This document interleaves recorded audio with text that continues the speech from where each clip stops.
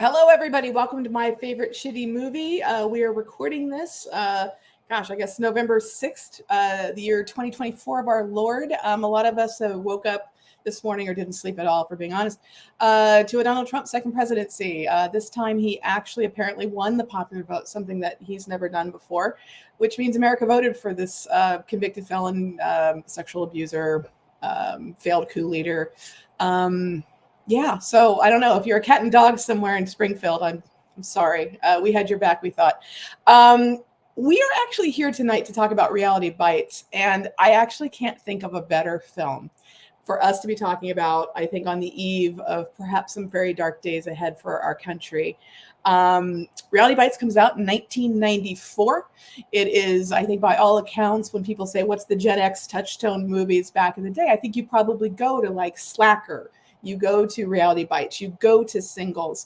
I would argue something that's a little bit earlier, St. Elmo's Fire, which comes out in the summer of '86, is about a group of friends that just graduated from college, and everyone's panicking because they've been graduated from Georgetown for a week and a half and they don't have the answers to life yet. So the stakes were high, y'all. And really, Reality Bites picks up with just that same concept. What happens when you graduate? And as a Gen Xer, we were graduating in '94. Jimmy Radasta is back, my bestie from Pepperdine. So he and I actually saw this opening night in Los Angeles about 2 weeks before we graduated from Pepperdine University and walked down ourselves. And, Gen Xers, we were told we were going to be the first generation that would do not as well as our parents by a lot. Jobs were scarce, economic uncertainty, gas prices were high, inflation was terrible. Sound familiar? We were the put upon generation. We were the latchkey kids. We were the folks that, drank out of hoses, rode our bikes, came home if we were lucky before lights were on so we didn't get grounded. Stranger Things, they're trying to approximate what our childhood was. But here we were, about ready to graduate from college, Jimmy and I, going into the real world in an economically tense time. We had Bill Clinton in office, so there was that. It was supposed to be the baby boomers, don't stop thinking about tomorrow, a third way to triangulate to win again, to probably pull the Democrats a little bit more center. And amidst all of that background, Gen X was once again trying to sell our childhoods to ourselves. And so what was a hoot for me going back and revisiting Reality Bites? I woke up early this morning to watch it again. A little embarrassed to admit that I have it all memorized still because I watched it way too many times when I was in my 20s. And it's interesting to watch through an older gal's lens, and particularly with what happened last night. I'm not so sure that some of the things that might date the film and seem annoying about our young 23-year-old protagonist, sometimes Gen Xers make similar statements to our millennial youngers in terms of being emo and not paying your dues and whining and, pop culture references. And I'm wearing flannel and, I don't know, why should I pay my dues? It's all screwed, man. And I think the ultimate character, the Troy Dyer character played by Ethan Hawke, who I swear never washed his hair the entire time he filmed this. You can smell him when you watch this film. It's really significant. He's reading Heidegger, and, it's all about this Gen X touchstone, which, to be fair and contextualized, Arthur Douglas Copeland had written the Generation X book that came out in '91, the same year Richard Linklater gave us Slacker, which kind of kicked us off, branded rightly or wrongly, that we were the slacker generation, that we weren't going to play by our own rules, that we weren't going to be corporate. We would find a way around things. And so a lot of that kind of ethos was put into this film, which, unlike Singles, which was also produced by big studio Warner Brothers, but sat on a shelf for a year and a half and was only released because grunge started to happen and they realized that Cameron Crowe had the soundtrack that was going to make more money than the film. Reality Bites also had a soundtrack that made more money than the film, but it was an attempt for a big studio to talk about this emerging generation and to target the kind of early 20-somethings in a new, fresh way. Film underperformed, was seen as a box office failure. Critics were not necessarily kind to the film. I would argue that Singles and Reality Bites together would be reprocessed a couple years later and turned into a show called Friends. Same story. We just graduated. The big idea is we have a chosen family before we make our own family. I bring this up without trying to go on too much longer. What we're finding out with the early polls today, which I want to put just in the back of our mind, not to get into too much of a political conversation, because it might give context to this film. Is it shitty? Is it not? Was it honest? Was it not? Ostensibly, Reality Bites is a love triangle, right? We got cute little Winona. If ever there was a pixie little, nymph, it would be her back in the day. And she has a choice to make, as only women in romantic comedies that look like Winona Ryder can. Do I do the poet who can't wash his hair and has the great rejoinders and can quote Cool Hand Luke? Or is there young Ben Stiller, who basically works for In Your Face? It's MTV with an edge, whatever that means. But it's a local Houston show, which is where this story is set. And so there's inherent is in that romantic triangle is the idea is our young protagonist, Winona Ryder, who seeks to be a documentarian, who tells us she entered into making a documentary without thinking if there was a buyer or any reason to make money off of it. She just for the purity of the art, the cinema verite, if you will. About 30 years too late because that was a big thing in the 60s. But anyway, she makes this movie, and it's the idea of, do you want to sell out to corporate America, or do you want to follow your artist's love, the poet who is in a band? Hey, there's my bike. He's a poet, and that's the name of his band. You can guess if we think he's a good poet or not. That's up to you. But the idea is like, which way will Gen X go? Establishment or not conformity? And what we're finding out, again, early days, not finger pointing, but it appears that the 45s and younger overwhelmingly voted for Kamala.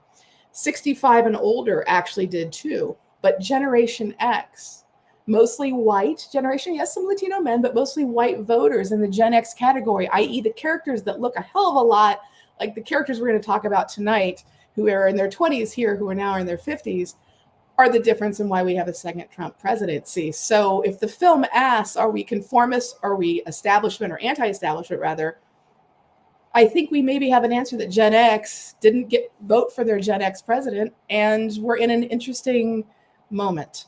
So with that, I just wanted folks that are listening to the show and to kind of date this episode, because who knows what's going to lie ahead. I think this is a really, Celeste is very succinct with "we suck." I think that's true. And I think it's okay to admit that. But there's some unfortunate truths that perhaps this film, shitty or not, we should talk about. So with that, I want to bring up my co-captain in mayhem, the great Todd Anderson, bring him into the program. Todd, how you doing? Oh, fine. I see you wear flannel. You're very on point with it's very windy and cold here in Simi Valley. Mm-hmm. Our power is out. I'm only able to do this because my house has a solar backup cell battery. That's cool. I continue to exist, and my mother-in-law came over because her whole building's out. So everybody's over here because we have power. It's very windy. It's the perfect weather for the day after Donald Trump and the Republicans take over the government completely. Yeah. It makes total sense. It's a perfect movie for this night, and how far we have come or not. I want to tell you this. I want to tell you my initial experience with Reality Bites. Yeah. It was 1994. This movie came out, as you said. That was the year I graduated from NYU. I was still living in New York. I was living in Astoria, Queens, in a ramshackle one-room building in the back of an alleyway. Right. And there was a movie theater on 23rd Street on the west side, I think that's or thereabouts. That was near an acting class that I was taking. And I would go to the movies after the acting class, right. and some friends in the acting class would like come along, and it started to be a thing. So we wanted to go see When Reality Bites on opening weekend. We were like, we're going to go see this, yeah. So we got to the theater, and there were no tickets left for Reality Bites. There were no tickets left for Jurassic Park. There were no tickets left for anything except this one movie called Ace Ventura: Pet Detective. There it is. And because we were there, we paid and we saw Ace Ventura: Pet Detective. And to this day, still one of my favorite comedies of all time, because I was expecting nothing, and I got the dumbest possible thing imaginable. And for me, that works. And also a very young Courtney Cox, who would then transition to doing Friends about a year and a half later. Absolutely. So yeah, there's absolutely. a little bit of a Gen X tie in there. Yeah. Oh no, there's so much to love about that. But anyway, so then I went back the next week to see Reality Bites, which was still in the theater at that time, even though this movie tanked. It's weird. Back then, movies tanked, but they'd still be in the theaters for a month. Right. And so we went back the next, and it was sold out again. So we saw Jurassic Park, which was all right. And then on the third week, I finally saw Reality Bites. Like this, I'm like dying. I've gone to see the buildup is real for you. Yeah. And I really was excited to see this. This is a movie that defines my generation and I'm going to relate to. And it's going to be everything that they said the Breakfast Club was, but wasn't when I was in high school. So I was like excited. And then I saw it and I was like, this fucking sucks. Interesting. Okay. At the time, and it was interesting to watch it again because I haven't seen it since, but my initial reaction was I hated everybody.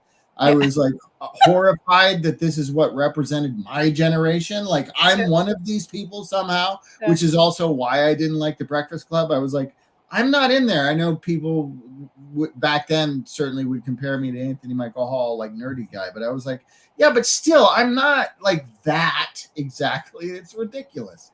And I felt the same way about this. I just also thought the performances on top of the characters. I'm not saying it's the fault of writing, but also casting maybe, or what was available at the time that had like heat on it, like the names that had heat.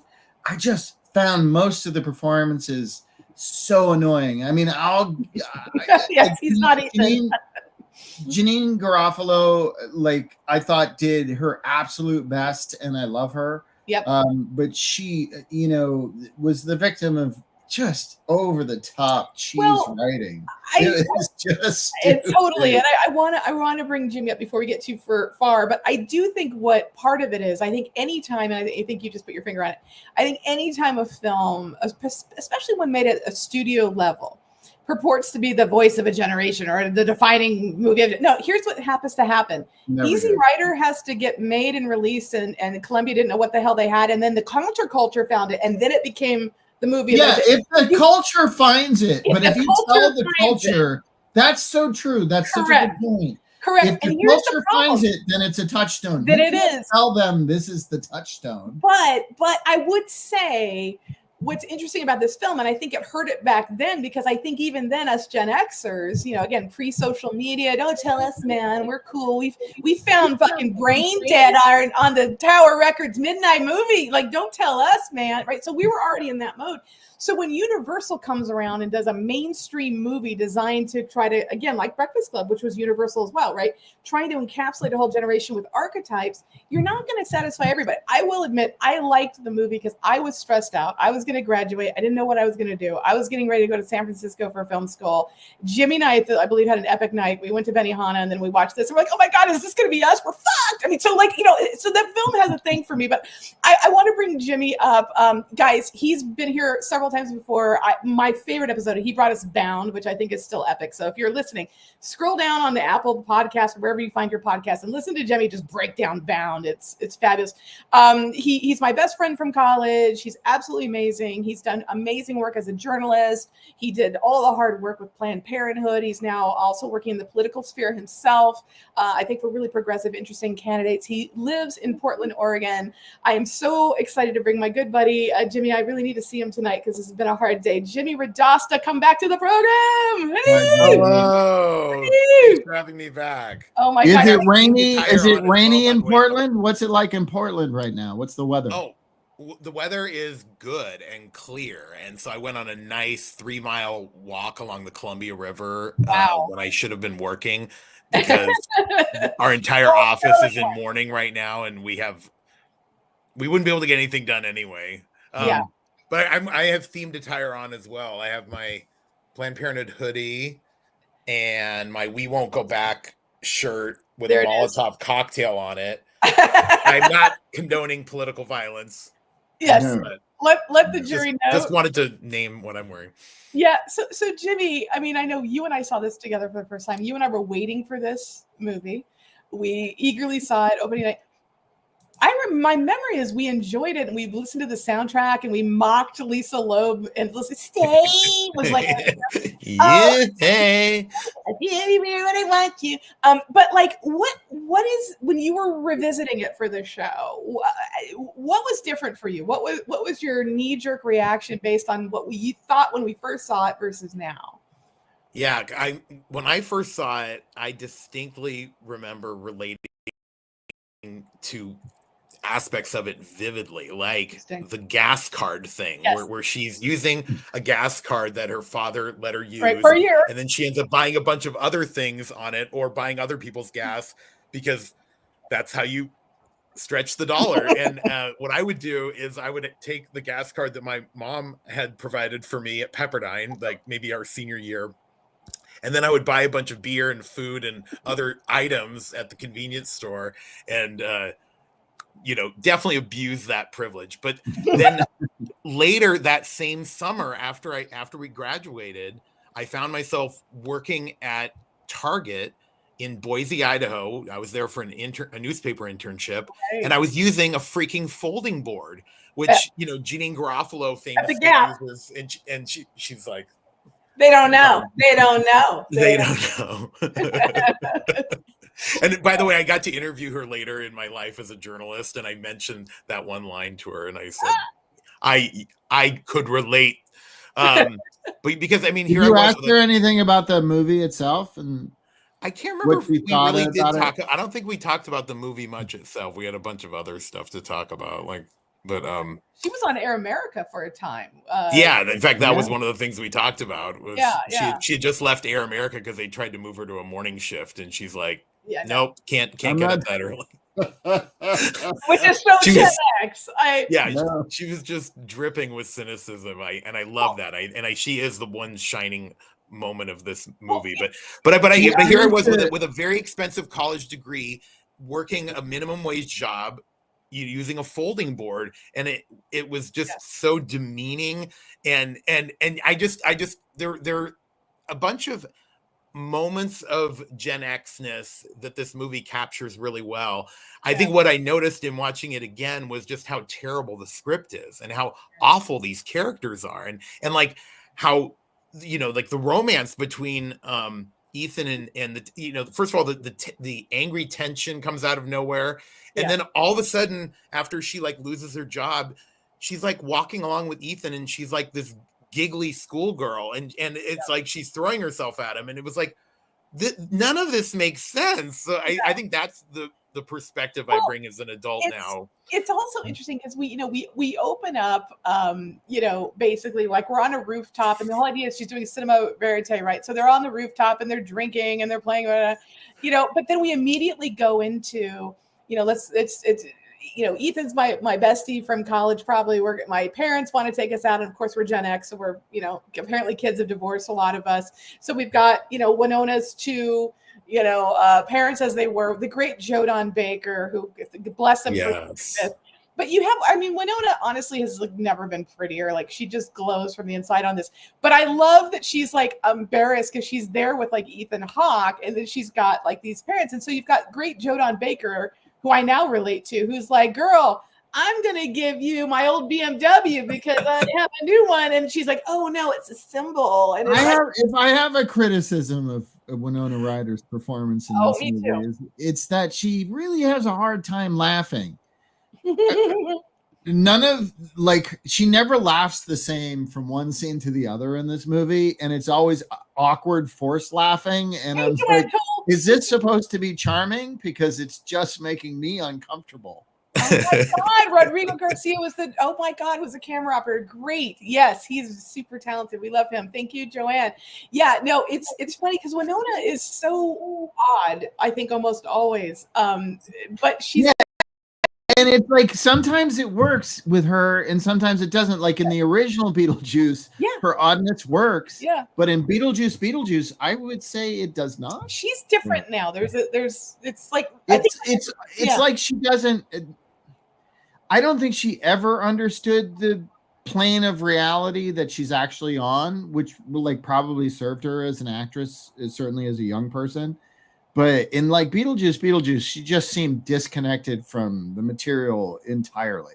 Well, And I was like, what do you know what the narrative is? Well, I think because nobody knew Stranger Things was going to work. I mean, just a little bit of inside baseball. So Stranger Things it was pitched everywhere. No one liked the pitch. The Duffer Brothers, no one had heard of them. They hadn't done anything. They didn't have credits.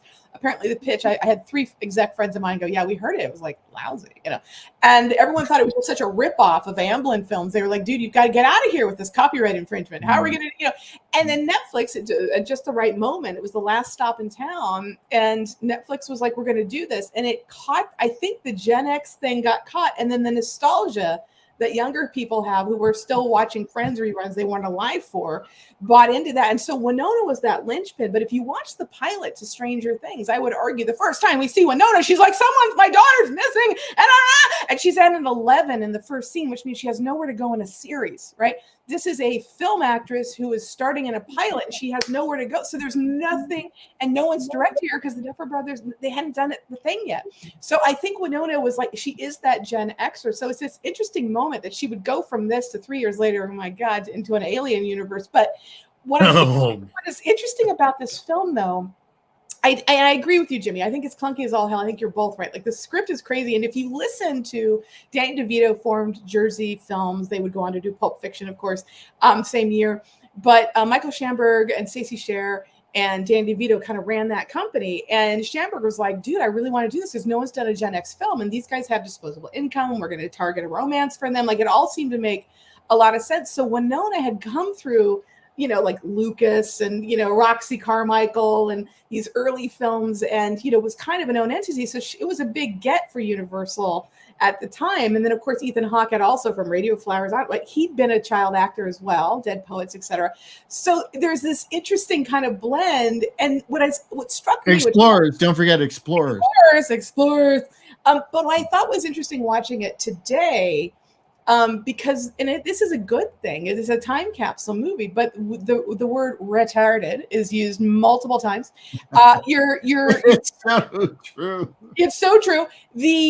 Every character is a chain smoker. You'd never have your lead today smoking. There's literally a scene where Ethan Hawke he blows smoke out and then kisses her. It's the most disgusting thing. Well, and when he does that monologue to camera, he ends it with, all I really need is cigarette and some conversation. Yeah, $5. Fuck you. That's all you need.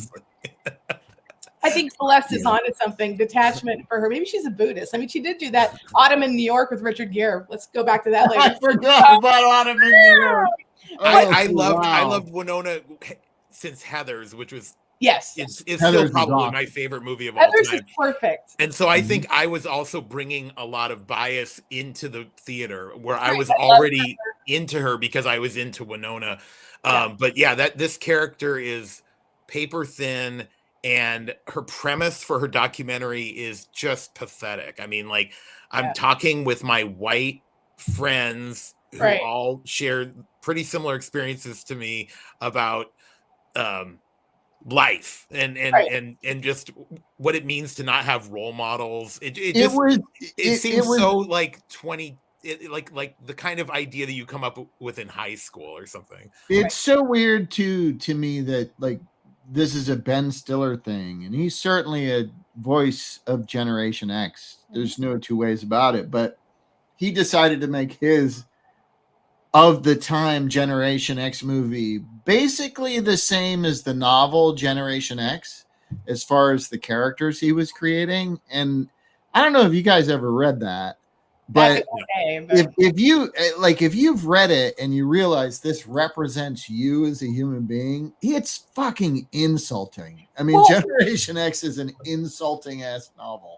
Well, if you're Generation X. But that's the thing about Gen X, which I really appreciate being a part of, is that everybody defines it differently. We're always the ones that are forgotten. We're always the ones that aren't seen. That's part of the shtick when corporate media is like the generations, and then they don't even put us on the board. Like that is kind of like that's kind of like the in joke. But what I thought was interesting about Ben Stiller, and again, at the time, again, I guess now we would say Nepo baby, right? Because he had these great parents. In fact, Anna Mira, his amazing mother, has a great cameo in this. She's the one who asked Winona Ryder, "Can you define irony before you work for a newspaper?" She's like, right. So that, as a recent graduate from Texas Gulf, but like, you're looking at this, but he calls in all these favors. I mean, my God, even with like this, there's another shot. We've got the great Swoosie Kurtz is playing, and the joke is like, she's married a child, says Joe Don Baker, who's like doing insults, and this woman's like, "Not she's like, dude, that's," and he's like, "I'm sorry." The parents are crazy, but what's fun about the setup of this film, right,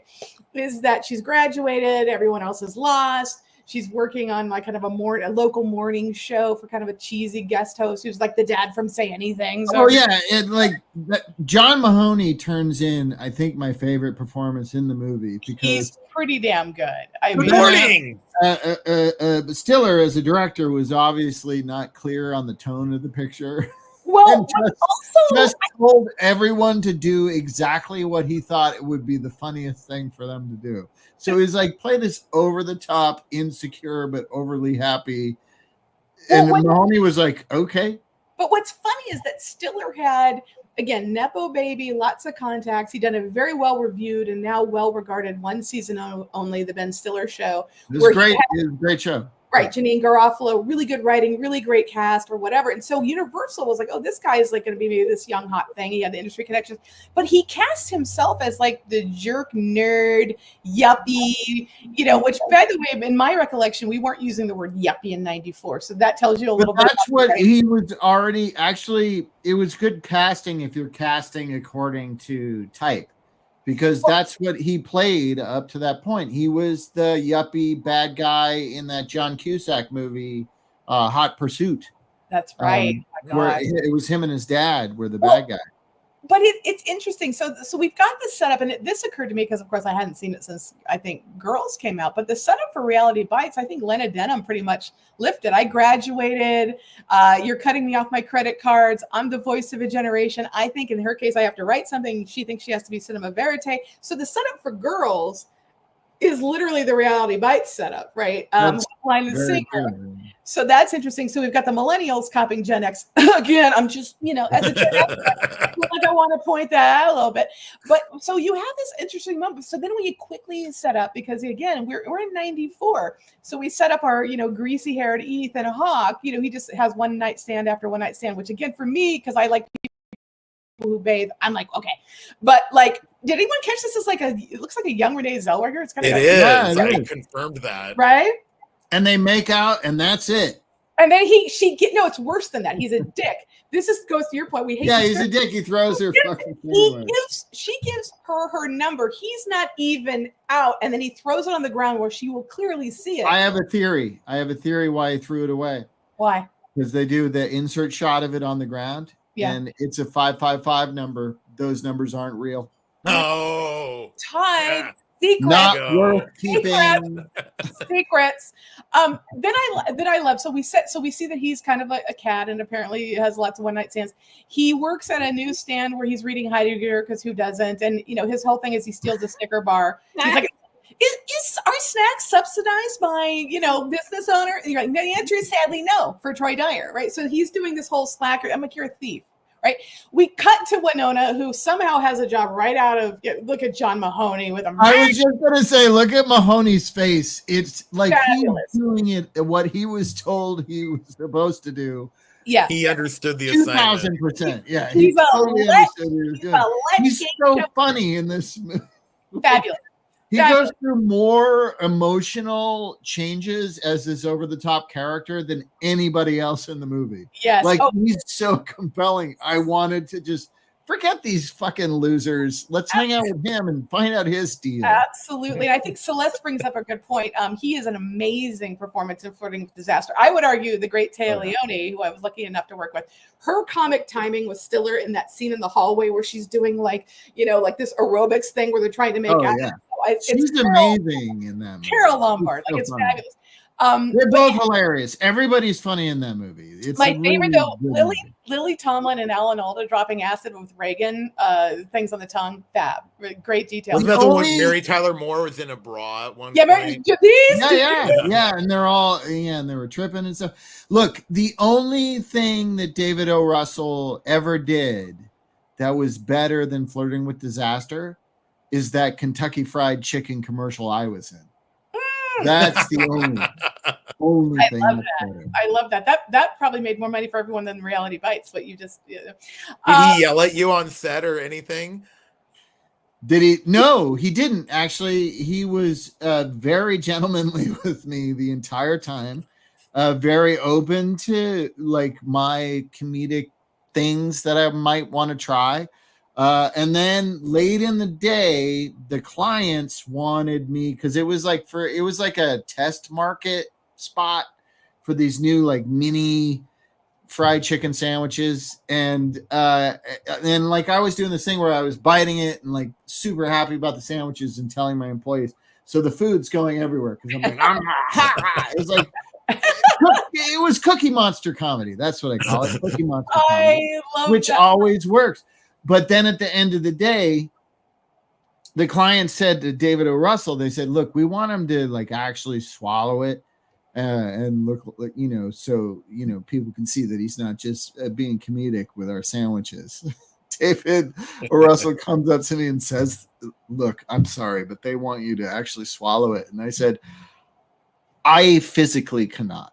I have ingested enough of it just through the course of the day. And now I'm biting it and it tastes like I'm biting into like a pound of sand, just like wet sand.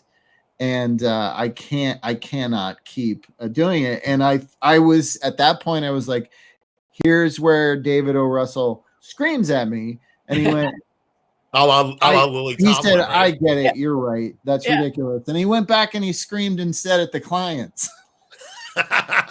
Well, there it is. I mean, I got no problem with the director who yells at the bosses. Yell at the bosses. Like, by the way, when you're in commercials, that's probably why you don't do a lot of commercials anymore. I'm just saying it could be a connection there. Maybe. So we go through this thing, right, where she is like, why don't I do commercials anymore? Well, that I know. Well, that we're missing out. That, I wouldn't eat the fucking chicken. Yeah, I'm sure that's what it is. But so we got Winona, who's like a bad PA who can't even manage to put a coffee prop where it needs to be every morning. So we're basically introducing her as being really stupid at her job. So that's always fun for us ladies to go, oh, good, she's really bad at her job. But is she stupid or just like she doesn't give a shit? I thought it was more like her job. And then she's like, whatever. So then she's got to go see her best friend, to Jimmy's point, right? She's like the Gap. Everybody remember, everyone was in denim. This is Janeane Garofalo again. Perfection, where you've got this woman, she's like, is this good? And she's like a pup tent. She's like, oh yeah, it's great. She goes, and I can, it's liberating, is it? It's liberating. It's like Garofalo is just fabulous in this scene. She used to come in when I first moved to LA. I worked at a sugar-free bakery and gift emporium. That was the whole title of the place, Sugar-Free Bakery and Gift Emporium. Yes. And she used to come in and get coffee all the time. Oh, yeah. And she always looked miserable and hungover. I love her. But I was always like, oh, I love her. She's actually successfully channeling the angst, though. This is what we came for, right? And it was complicated because I think once upon a time when they did the Ben Stiller show, she and Ben were romantically involved for a split second, and he actually wound up firing Janeane on this movie and then hiring her back because they were having things that were kind of paralleling the Troy, or the Ethan, Winona character, which is fun. But I love, again, he casts himself as like the douche who works at MTV Light. I love, like, he's trying to be clever. Like, they're like, oh, she throws her cigarette into his car. He winds up crashing into her and then threatens to sue. And this is, again, the beginning of Gen X, right? As someone who collects action figures, it's like, this is what? That moment, that car moment is another moment that makes no sense about what Winona Ryder's character is doing or where she's connected to reality. Yeah. Like, if you're broke, the last thing you want to be is in a car accident. it doesn't matter if it's not your fault or But it she is didn't your plan fault. to. She just was, again, not paying attention. But she's Blows just her cigarette. delighted by hilarious it is. Well, she thinks I it's don't get it. Like you would I be get it. only stressed. They're making fun of him before the accident, and then he hits him, and then he's freaking out. They're making fun of him. That's the setup for the meet cute is a car accident, which is Once only, the crash happens, in reality, once the crash happens, you're only worried. You're not fun, the irony. No, you're not. No. Then he reveals himself to basically be a total doormat. He essentially says, "Oh, don't worry, I won't sue you." And then where you were heading was the Dr. Zaius action figure. She starts. First of all, why is it on the edge of the desk? But whatever. She and by starts the way, the Coke placement, y'all. Oh, I have a list of all the product placements. Yeah. So because my partner and I just watched this movie recently, so when I watched it for this episode, I was able to, I kind of knew where the plot was going, and I started paying attention to all of the snarky pop culture references, which I'll get to later. But let me just read the list of actually visible product placements that are in this movie. Okay. Coke, Snickers, BMW, The Gap, Pringles, Hostess, Doritos, Pringles. Oh, sorry, I got Pringles twice. Rolling Rock, Big Gulp, Wiener Schnitzel, Psychic Discovery Network, Pizza Hut, and Spray on Hair. Oh yeah, That's just visible product placements, and I'll get to the slogans later. I love that you did this, and this is the beginning of the Gen X. Again, I'm surrounded by action figures. Everybody who knows me knows I have I would call it enthusiasm. Some say it's sickness. It's, but I love that he's like, yeah, this is Dr. Zaius, Planet of the Apes, because she's so dense she can't look and see. It's obviously the Planet of the Apes, and so of course the first thing she does is break it. He's like, it's fine, it's a collector's, But that's the Gen. I'm still doing that, guys. Outside of this one action figure or whatever it was, whatever you call that thing. Outside of that, where is there any evidence of Ben Stiller's character being that kind of nerd, being like a hair? Sci-fi, his hair. I'm just saying that happens, and it sort of means nothing, except to their meet cute thing. And then there should have been more about his love of Planet of the Apes. You don't. This is a Chekhovian thing. You don't put an action figure from Planet of the Apes on a desk and not use it in the narrative later. Baby Frampton, Jeff Luce reminding us at home his love for Random comes alive. Good point. But I mean, there's nothing to do with the. But what I love about this though is that he's the nerd exec looking at the PA who's like, please don't sue me because I have no money. I make $400 a week. And I was like, my first job was $350 a week. So I was like, I hear you. Yeah. So like all of that. But I love that she breaks his little Dr. Zaius. She's like, I'm basically ruining your life. And I'm like, oh my God, you broke an action figure. He crashed into you, but and he hit you from behind, which means you win anyway. But what is reality and physics and law? But so then we have this moment where she comes home oh my God, he totally asked me out because #Winona is super beautiful. So she comes home and what is happening? She lives with Janine Garofalo and all of a sudden greasy haired poet who reads Heidegger and has a band called Hey, That's My Bike, is moving his shit in. And again, the idea that her female roommate wouldn't tell you that the guy who secretly has loved you all these years, I'm allowing to sleep on our couch without talking. I'm like, by the way, girls don't do that. So #no. Yeah. But I thought that. But then there's this instant tension between them that just seems to come out of nowhere. Yeah. Because the last time we've seen them together was on the rooftop, and they seem to be friendly. And then all of a sudden. But there's a moment on the rooftop where he implies, she's like, oh, and you wonder why we never got together. He goes, oh, and he gives her a date. And he's like, and it would have been different if I weren't such a gentleman, but I am. She's like, give it up, Dyer, surrender the fantasy. So we know that there's a little Ducky Dale going on. Mm-hmm. But we don't establish that very effectively. And then we immediately cut to, right? Oh, and also, I think you have Domino's in there. They're like, you can't order from Domino's. It's like, it's Operation Rescue. And, oh, please, we're hungry for pizza. I'm like, there's the Gen X. We're looking down on Gen X saying, I'm hungry, ergo it's okay to support someone who supports abortion. That's the joke that doesn't work for young kids today. You wouldn't know what that was. Oh, wow. Right? And Randall Terry, the head of Operation Rescue, was on the ballot as presidential candidate. Yes, I saw that. I was like, oh, good. Yeah, That's that great. guy. I was wondering the where clinic he'd been. bomber. I've been wondering where he's been.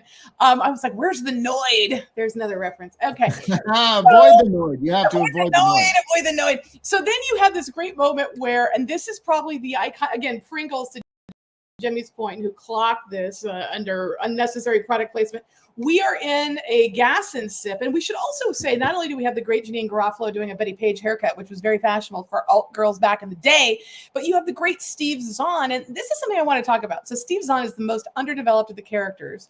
Steve Zahn is gay. We go through a scene where he's like, P-flag, blah, blah, blah. And he's practicing with Janine how to come out to his parents because it's 1994.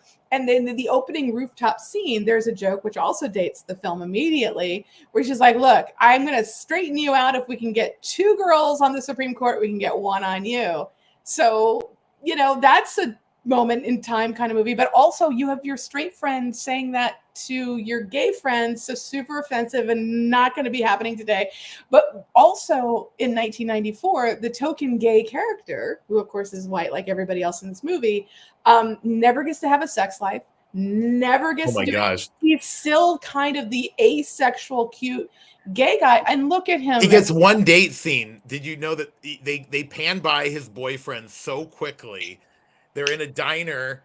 Yeah. Kind of just pan right over the boyfriend, and immediately Lainey interrupts their conversation. Right, because again, her. Yeah, right. The straight girl has to make it totally about her. This is the scene people remember. So this is the, like, look how cute they are. They're at the gas and sip. It's the trailer of the movie, basically. Right. But it's also this is, you know, they play My Sharona. So everyone dances except for Too Cool for School, Heidegger, you know, poet guy. But here's their little flourish. And this Can I just say that the most annoying thing, Ethan Hawke's performance is annoying constantly throughout this film. In every film the ever. Most annoying moment is in this scene when he goes where he does the fucking like little smile to the like clerk guy, and I was like, fuck you. Yeah, but also he's so too hard cool to be dancing with his friends. So what's up? But he's not too cool to just be fucking condescending to a minimum. Everything he does, everything he says is in quotation marks. Like, and in a way, I have to give this movie some credit because, you know, they were sort of the predecessor to like Chandler Bing and all of his pop culture. 100%. Like I feel like it really did start. And how did that turn out? Yeah. Oh, God, too soon with the thing. My point, though, which is funny, because I do feel like this is an iconic scene for Gen Xers where everyone stops and they dance and they do the thing. Steve Zahn has great hair. I'm going to play that. But there's a grace note because, again, we have to remember Ben Stiller had a failed TV show that critics love that almost no one saw that has a cult status. This is him in the big time getting a Universal movie. So after this sequence, most people would cut and would be into the next. Not Ben Stiller. He does a very specific, after they dance, he cuts to this shot. This is basically Ed Ruscha by way of Edward Hopper. Right? This is like the Nighthawks Gen X version with the fake stars, the whole nine, but there's no reason to If you look very hard, you can see in the background Jeff Bridges as Starman. Oh my God, it's so good. That was a great movie where he's like, I'm an alien, I got you pregnant. Bye. Spoiler alert. John Carpenter does Love Story, everybody. It's fabulous. Anyway, so here we are, but there's a grace note. This is somebody who actually is like, I can be a filmmaker. And I appreciate trying to find a moment like this in essentially a Friends episode before there was Friends, right? So points to this is the guy who's going to be like, I'm going to take your money. I'm going to do the cable guy. Watch me. So anyway, so this is going on. So then we have this moment where, of course, the corporate MTV light guy comes in. And I love this scene where the friends are like, oh my God, are you here to, like, are you a collection agent?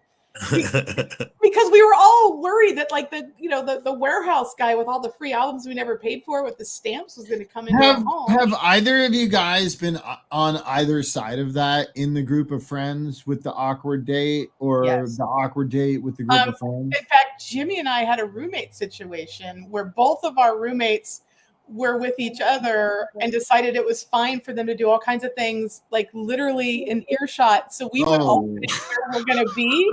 So we absolutely had that, right, Jimmy? It's like, yes, I think we gave that exact look to the couple because we were like, how is this on many happening? occasions.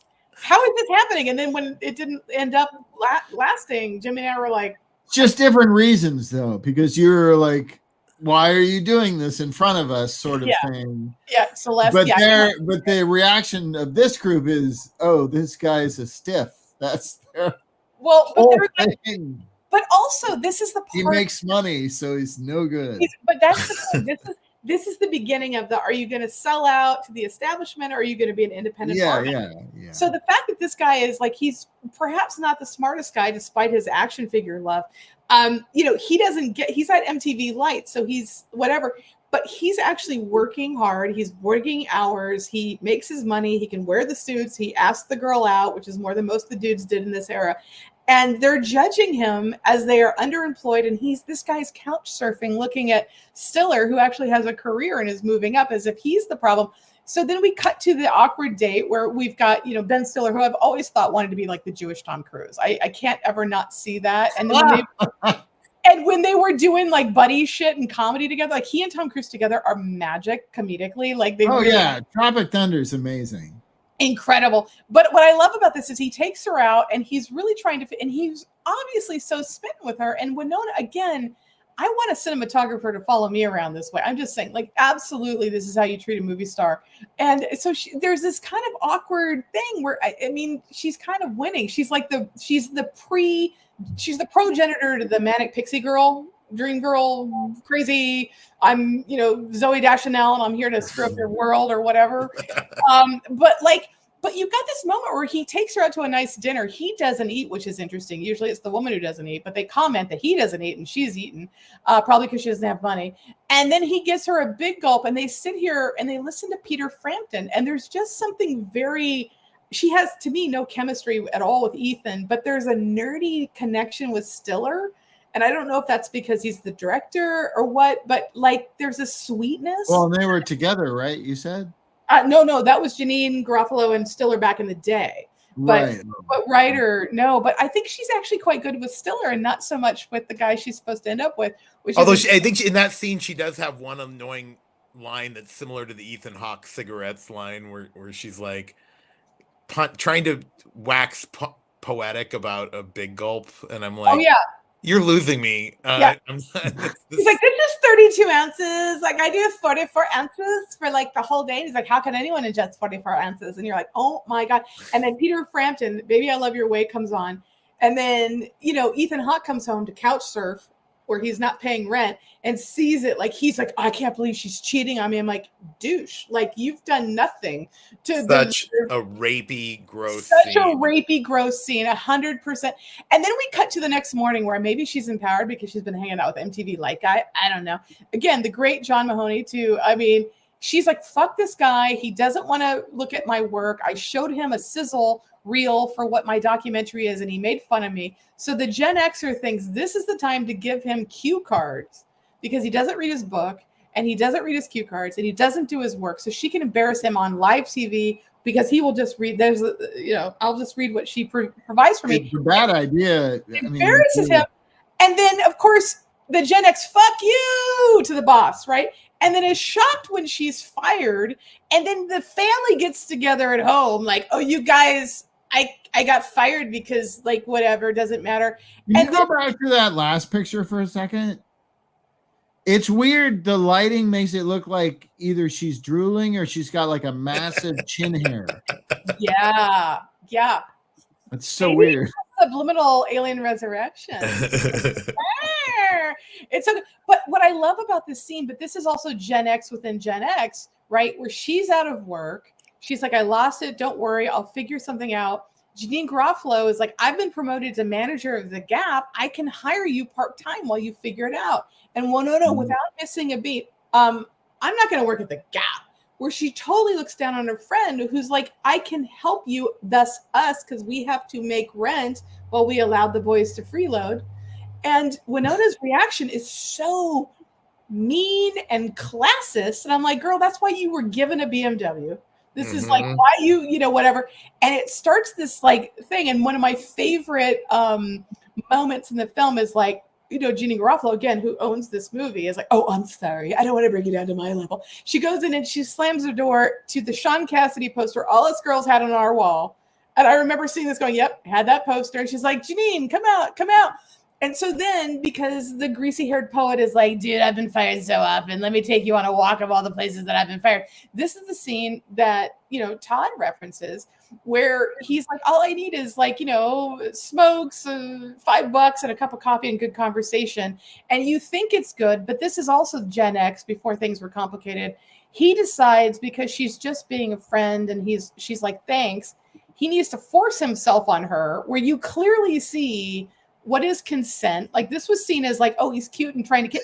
This is because Generation X was brought up on a steady stream of date rape comedies like Revenge of the Nerds and Animal House and all that. But that's how you're supposed to relate to women. That's what he was taught. I also he's the victim.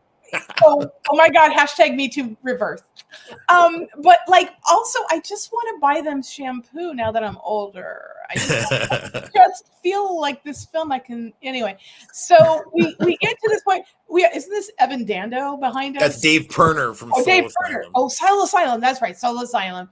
So this is like a shot of Garofalo, who's saying like, oh, my mom leaves the door open and uses the restroom, and I want romance, and I want this. And again, unrealistic expectations that only a 20-something who hasn't really lived would have about a romantic relationship that Winona is ostensibly capturing because she's working on this cinema verite thing.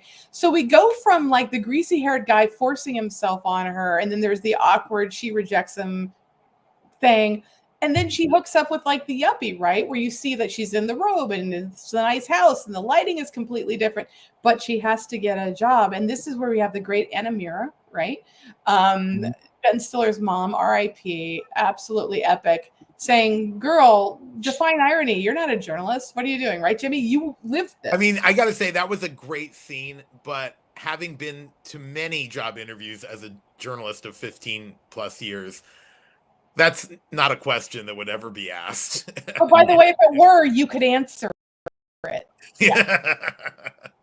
Yeah, that's the only thing that happened in the movie. But let us not forget, right, about 2 years later, a year later, Alanis Morissette's biggest hit, You Ought to Know, and Isn't It Ironic? And there's not a single instance of irony in Alanis Morissette's Isn't It Ironic song. So in a weird way, this film prefigures her song, which has no irony in a song about irony. The only thing ironic about Alanis Morissette is You Ought to Know is about that guy from Full House. Yeah. Yes. I was like, brought down here from Canada. Ooh, but I love it. But again, Ben Stiller, if there's the grace note that's Ed Ruscha by way of Edward Hopper at the Gas and Sip, as she doesn't answer the question, this is a directorial choice. She's in an elevator going down because she's going down literally. But this is the cute little Winona with a really bad background that no one ever bought. And then at the time that Stiller was making Reality Bites, he was in a relationship with Jean Triplehorn, who a lot of us remember from the Great Basic Instinct movie, where she's supposed to be the red herring. It's not really Sharon Stone. It could be Michael Douglas's girlfriend. And she does a Cindy Crawford riff of MTV, like, oh, we're at Florence and Normandy, the flashpoint of fashion, which is literally like a reference to the Rodney King riots that won't play for kids today. But like, this is how dated some of the Gen X references were. But when we saw this opening night, we're like, oh my God, they're making jokes about the, like. I just want to point out that you missed, Too soon. You sort of glossed over an important cameo in the film. Oh, the David Spade of it all? No, Andy Dick. Oh, Andy Dick. Andy Dick. Okay. Well, we have all of this film. Everybody who has lived in Los Angeles has a story about Andy Dick. And if you don't yet, just wait. You will. You will. But I have a clip of the scene with Andy Dick. So let's put it in context. This is the scene where Winona is looking for jobs, and then she answers an ad, and then this is what happens. Here it is.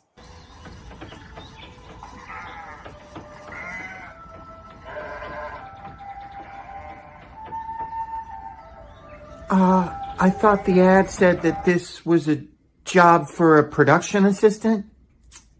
Yes, you will be assisting me in the production of videotapes. All right? You'll be making copies for me. Many copies. Is this like a pirate operation? Do I look like a pirate to you?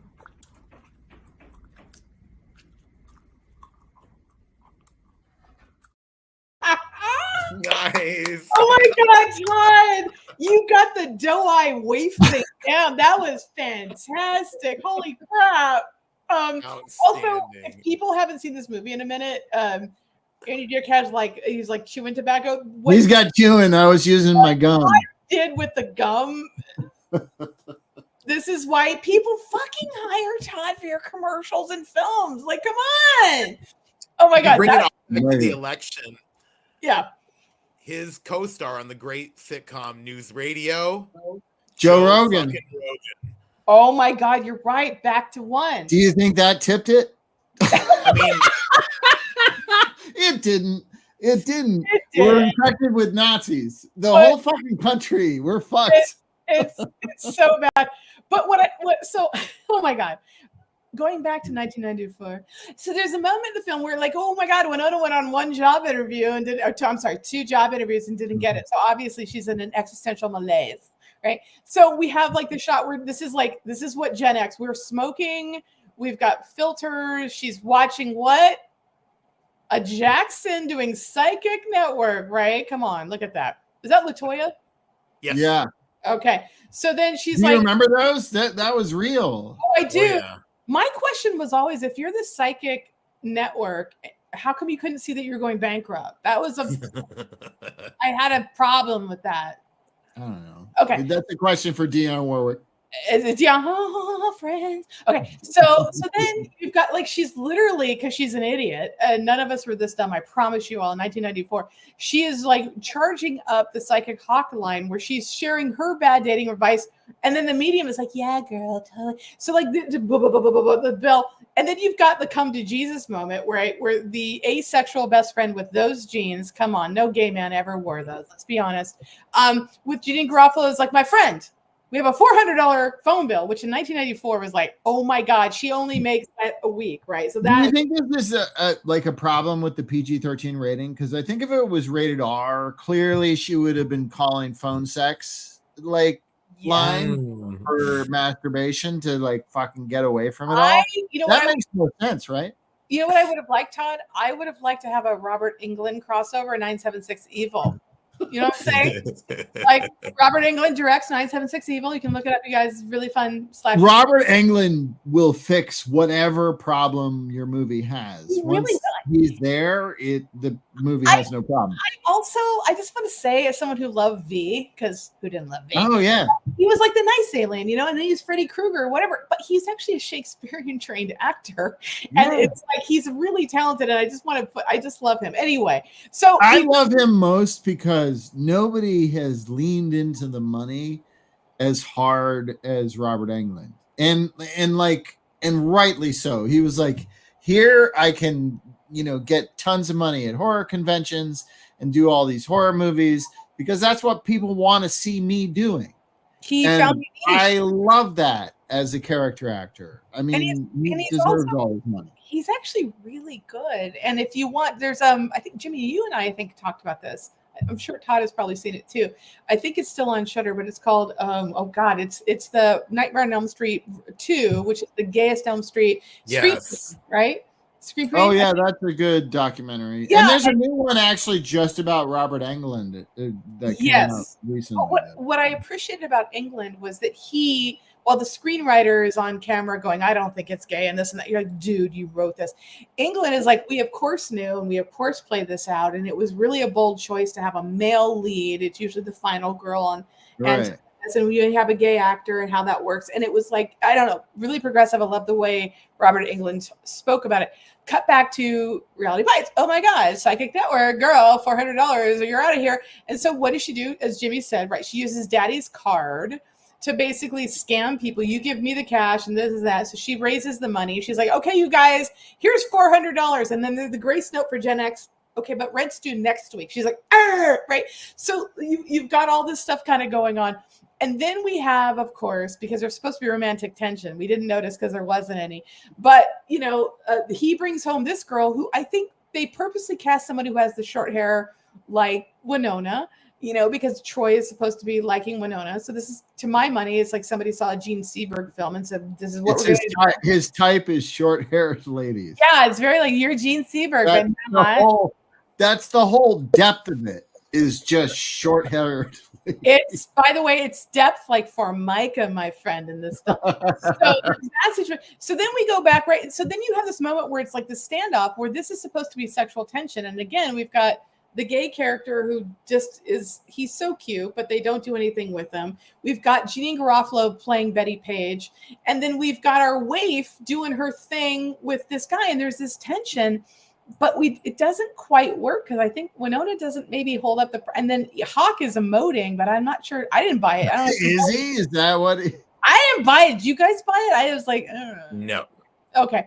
The only time Ethan Hawke came alive for me in this movie, and I have my misgivings about early Ethan Hawke. I know how good an actor he really is, but I like his choices now, so it's all fine.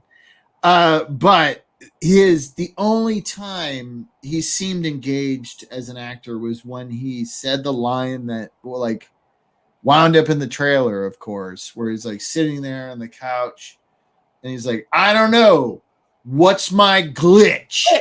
That was the only time he came alive. But even that was that annoying thing that I was talking about, where he just says so many things with quotation marks around them. And I hate that. Not necessarily just in his performance, but in general, I hate that. Here are some of the other creeds and mottos, as they call them. I'd like to buy the world a Coke, not so fresh feeling, dry weave maxi pads, be a pepper, bursting with fruit flavor. There were also references to Evian, quarter pounder with cheese, Camel Straits, NutraSweet, Chia Pet, Cuckoo for Cocoa Puffs, and Audi 5000.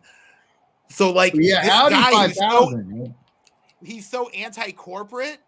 He is parroting all of these slogans. All the corporate slogans. Yes. What the fuck? Yeah. What are you about? No, he's about nothing. And we cut to, because it's a rom-com, sort of, not really, where the girls have to talk to each other. So it's like, if I'm a Harry Met Sally, Meg Ryan's just like, where is Carrie Fisher? Oh, okay, so here we are. So we're doing the thing where they're walking around. They're so cute and they're so stylized. And then this is one of my favorite moments, because Janeane Garofalo finally gets to have her own moment in the diner. And I believe Andrew quoted this. This is one of my favorite scenes. He loves this scene. Because the idea is that Janeane, like Ethan Hawke, because, Quality for Us Girls, is very promiscuous and has all the sex. We see her writing names down with question mark. A journal of how many guys she's had sex with, doesn't know their names, whatever. Empowerment, I guess, in the 90s, even though AIDS was still really a thing. So she's sitting there with this great deadpan, you don't even know. It's like, I could be sitting here dying with AIDS. It's like Melrose Place and shit. It's like, I'm like the person with AIDS who could teach people the gay people and AIDS are a real thing. And then I die and everyone comes to my funeral in halter tops and chokers and shit. And she's nailing it. I think she did as much as she could as an actress with what was written, because it's pretty bad and pretty corny, and it's also within the context of the movie to have this monologue from a straight woman in a diner about being worried about having AIDS when you have this underdeveloped gay character right there. Let's talk about writing and editing and directing. So I'm glad you brought that up, Todd, because again, Vulcan mind meld. Right. So she's sitting here, doing this great thing. Garofalo kills the scene, and Winona is supposed to have the grace note that punctuates the ending. that's not true. And Melrose Place is a really good show, but she can't land the line. So the scene falls flat. So we go from a straight woman going, "You're not going to tell me I am this," and the immediate cut is to the gay character who's come out to his mom, who doesn't even get to have sex. The uncomfortable juxtaposition. And his whole thing is that he just wants to get let back in the house. That's how Right. that. Just want to be in the house. That's and the juxtaposition. The horror of being a white straight woman, Right. in The 1994 versus the mother is shown walking through Venetian blinds like we're in a film noir from like, Double Indemnity era. Like, I'm on the phone because it's like, meh. And you're like, that's that. Okay. So like, it's really. I will say to that character's credit though, he does bring up something that I was going through in that very year, which was, he was like, I'm celibate because I feel like I should come out before I start becoming sexually active. These are like things that were going on in my own life at that very moment. I'd had my first sexual experience that very year and didn't come out for several years after. And he does talk about fear of AIDS, or as I think he calls it, the A word, which is weird. So I can relate in some sense, but it is odd that they gave so much attention to Janeane Garofalo's sexuality and gave him the shaft. Like, that was it. And It makes it even more interesting that they were nailing so much from your perspective about your experience at that time, at that being a Gen X person at that time, and yet like they just like fanned out what that experience was to other white cisgendered straight characters. That's like super tone deaf. And it's interesting to hear that now, because I enjoyed watching this again. I found it very entertaining. So I certainly don't regret revisiting it, but like trying to figure out my own psychology about the movie and hearing what you're saying, I was like, oh yeah, I was right. This movie was fucking it up. It had no idea what it was talking about. But it's also like basically Helen Childress, who wrote the script, grew up in Texas, and this was like her thing where she was like, I'm telling a story about my friends. And so she wrote what she knows. When you're in your 20s, that's what you do. You either copy a movie or you write what you know, or you do both. And this is that film. But it's interesting because then you have this moment where, and I kind of love this shot. I'm going to give Stiller a little bit of credit as the director here again. If the Gas and Sip is doing Ed Ruscha by way of Ed Hopper, this is actually him imitating, I believe, or paying homage. Let's say paying homage because it sounds French and fun. This is the Graduate shot, where Mike Nichols basically has a bed where you have Anne Bancroft talking to Catherine Ross. And there's, to Dustin Hoffman, there's a picture of Catherine Ross on I think it's like a mantle of the fireplace. So you literally have bed, daughter, mother, Benjamin. Mm-hmm. And in that one shot is the entire drama of The Graduate. Nichols does it again, I would argue, in Postcards from the Edge, where you have the daughter who's the surrogate for Carrie Fisher, Meryl Streep, coming in at the bottom of the stairs, dressed as a cop, coming from her acting assignment, and she looks up at Debbie Reynolds, Shirley MacLaine, as the mama, and the mom is always above the daughter.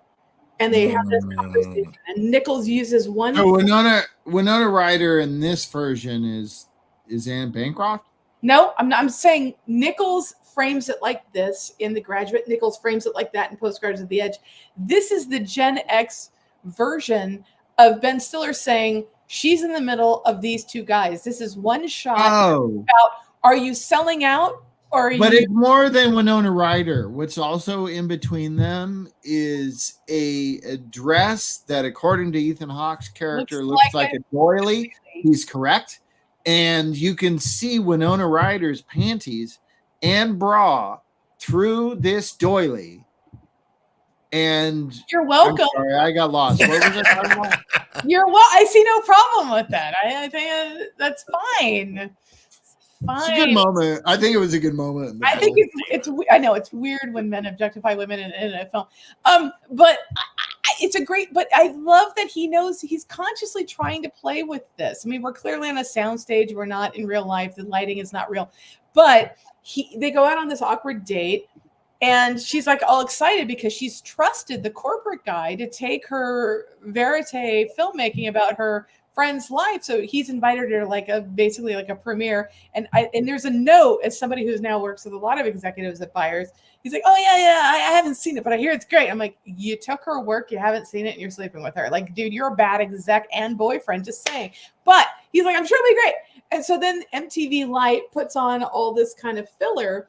And what's interesting, because again, this film comes out in 1994. This is basically like the real world, right? This is the beginning of reality TV. This is the beginning of, oh, we have real people doing cinema verite, blah, blah, blah, blah, blah. And so she's watching this, and you see this kind of bad graphics because all they do is talk about pizza. And so she thinks she's saying something profound about her friends having experience right out of college and trying to find themselves with no heroes or role models or anything, I think is the note. And then she's like, oh my God, why not roll your eyes? And he doesn't know because he's not really smart, because we've set him up to not be smart, even though he's the one with the job. And then she comes home. And again, she's a freaking child with like letters, on a refrigerator. Like when we were kids, she's still living that life. And don't forget the Schoolhouse Rock references. The Schoolhouse. Oh yeah. Junction. What's my function? And I'm Just a Bill too. I'm Just a Bill. And so she's like sitting here, and she, Troy comes home, right? Ethan Hawke's character comes home, and she's like, oh my God, it was terrible. It's like he butchered my work, and I'm sorry. I know it sounds weird, but it's something that meant a lot to me. She actually seems to have depth for like a split second in this film. Like I thought I was capturing something. And then, of course, he turns this into, this is the time to like sleep with her kind of thing. They have really uncomfortable sex. And then they wake up the next morning and he's already trying to get out of there. And there's this recognition where she's like, God, she's so young. We are old, you guys. She's like, wait, that's it?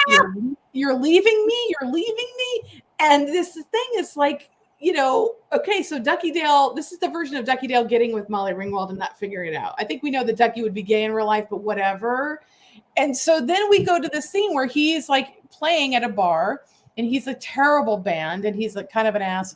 And then, Stiller shows up, and you've got uncomfortable theater, right, with these guys. And I want to point out that everything everyone's wearing here, you guys can go to Silver Lake right now, and this has not changed. Like, this is basically a Silver Lake bar. What's the number on the back of the Rolling Rock label? What's the number? Jimmy might know. I don't know. I don't. It's 33. Oh. And I know that because I drank Rolling Rock in high school because I thought it was better than Budweiser. And I'm here to tell you, I was wrong. Rolling Rock is disgusting. It's worse than Miller. It's worse than the worst macro brewed beer. Like, I would rather have an Old Milwaukee than a Rolling Rock. That's hilarious, because at Malibu Inn at Pepperdine, they gave like $1 Rolling Rocks every Wednesday. $1. So we would flock down. Yeah. And I think we all thought we were drinking like a classy beer too. Oh, we're like, this is so much better than Coors. Yeah, totally. But when you're drinking Milwaukee's Best, anything tastes better than Milwaukee's Best. But here's what's interesting though. But this is the scene where it's like, Ethan Hawke gets a phone call. We don't know what it is. We'll find out later. He's a dick. He's trying to be all dramatic and emo with her. And she's like, you're an ass and whatever. And then Stiller's character shows up. And this is, again, she's between the two men. Stiller always posits her between the two men. This is a very Mike Nichols-y shot. I think clearly going for that. And it's like, which way are you going to go kind of thing. And I love that there's this moment where Stiller finally gets to call out Ethan Hawke's pomposity. Like, you are such an ass, dude. And he's like saying, and then all of a sudden Stiller tries to like give him his character a moment. And he's like, you're like what is it? And Ethan's like, court gesture. And you're like, oh, there's a skull. He's like, you're funny. He's York from Hamlet, right?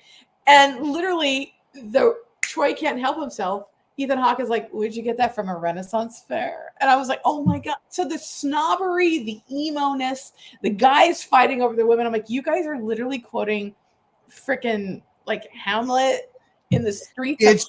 It's white privilege squaring off against white privilege. And I just want to say, like, frankly, any action heroine could kill both of these guys just by looking at them. I was like, Mila Jovovich, boom, over her knees.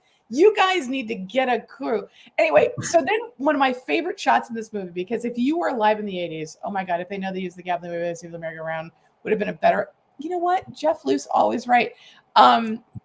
This shot in Reality Bites, which I love, because I would challenge anybody who watches a rom-com from like about 1990 through 2004, when we were still letting women be leads in romantic comedies and theatrical releases. This is the shot you're going to see all the time. Oh yeah, for sure. So the lead actress will or will not be smoking depending on the year, but you're going to circle her. You're going to have a hot soundtrack single. She's going to be like, I'm amazing. Look at all the cigarettes that she smokes. You're like, boo. And then this is the reason, this basic thing is the reason why there is a whole fetish porn industry for smoking women who are having cigarettes while being hot. Because we've been withheld from seeing women with cigarettes. Yeah, well, it's forbidden now. Smoking is forbidden. Sex is forbidden. It's all forbidden. So you put it together, and it's like, what? Todd's not wrong. And I remember one of the last gasps of a leading lady, like a movie star leading lady, in a big picture. My Best Friend's Wedding. Yes. Julia Roberts chain smokes and dresses like in boy clothes because she's the villain. Hi, Pliskin. Hey, Pliskin. He loves his movies. I know you do. And so, like, literally, she dresses like a guy. She has the pinstripe suits and she's smoking because she's the bad girl in the movie, even though she's the movie star lead. That was like the last big studio movie. And then Rob Reiner, remember, he led the cause, said no more smoking in movies. It's bad because kids are whatever. I'm not going to say, you know what? I love Barbara Stanwyck. It's fine. Period pieces. But I'm not saying to smoke. I'm just saying on film. Yeah. But what I love about this is that, so you go from this very uncomfortable shot. This would never happen in a film today. This is the emo angst, musical soundtrack version of she's being pensive. And then we cut to, where the hell is the greasy haired poet? Well, he's been called back to Chicago because his dad, who we've been told 5 freaking times is dying of cancer, is in a hospital. And we show this guy smoking a cigarette as his dad is dying in a hospital. We cut from those. So if you want to go from, it's so nostalgic of a great time where you could smoke in hospitals, which is crazy, but good times. Well, those were the days. But let's put it all together with 1994. We have a sequence in this movie where the straight girl who screws around is like, I could be dying of AIDS. And then Stiller cuts to the gay guy who doesn't get to have sex going, my mom is worried because I could be dying of AIDS because #1994. Same director goes, she's pensive, she's smoking, she's sexy because she's Winona. Cut to his dad's dying of cancer as he's smoking in a hallway of a hospital. I would argue those are 2 of the most uncomfortable edits I can think of in a romantic comedy about, are you selling out or are you like indie, right? So all of this would never happen today. Ben Stiller wouldn't even do this today, which is funny. But so that we wrap it up really quick, right? Where he comes back, my dad died and I wanted to call you. That's how I know I love you, blah, blah, blah. And then we see that they've packed up. They're going to live together. He has a terrible band. The boxes are there. And the punchline, the dad, Liana, I just got my the gas card bill. I need you to call me. That's such a crazy place to end the movie. I know we have to do final thoughts. I'm going to just do this final thought. Final thought. Do it. Remember, I had a friend in college who hired a bunch of high-end escorts to have sex with him. And he put it on the credit card that his parents had given him. Oh my God. But then when the parents got the bill, it was all charged to catering. Like it said catering instead of, horse. So it's how they covered it up. You're saying so he told his parents. He told his parents that the $30,000 that he spent on hookers was for his thesis film, and they paid it. So I'm just saying, if your parents give you a credit card, get some hookers. Words to live by. Oh my God. You guys, don't say my favorite shitty movie doesn't educate. We're here for you. We're here for you.